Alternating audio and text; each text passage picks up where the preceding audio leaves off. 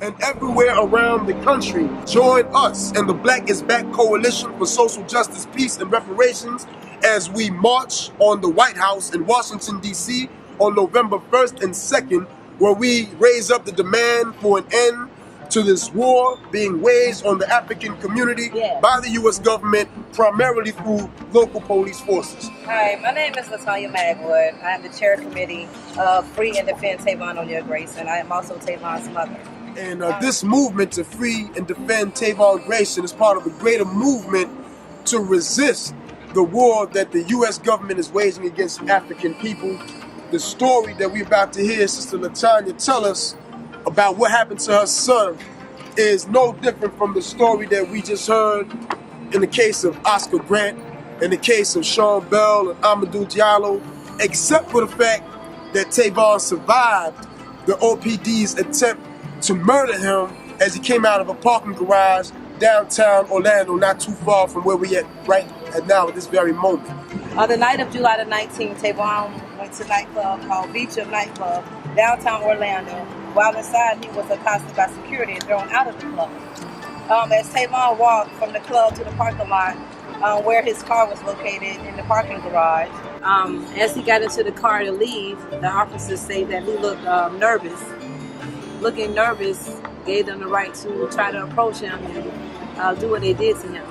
He was on the 5th floor. When he made it to the 1st floor, he was ambushed by the Orlando Police Department, unarmed. Witnesses saw firsthand Tavon being shot by the police. Tavon struck by 8 bullets and 1 in the head. The police say that they shot Tavon because they feared he was going to run them over. So that after they shot him, Tavon ran into a tree or a pole down wherever they shot him at. They drug him out of the car over to the police car, maybe 8 feet away or so, and they shot him again, and they tried to execute him to make sure that he was dead, because a dead man can't talk.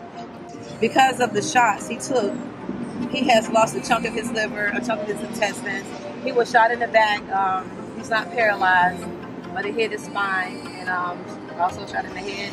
He's lost over 40 pounds. The situation that Tavon is dealing with right now is not uncommon. It's not an anomaly or isolated case. In fact, the FBI recently put out a report stating that every week at least 2 black people are murdered or shot and killed by a white police officer in this country.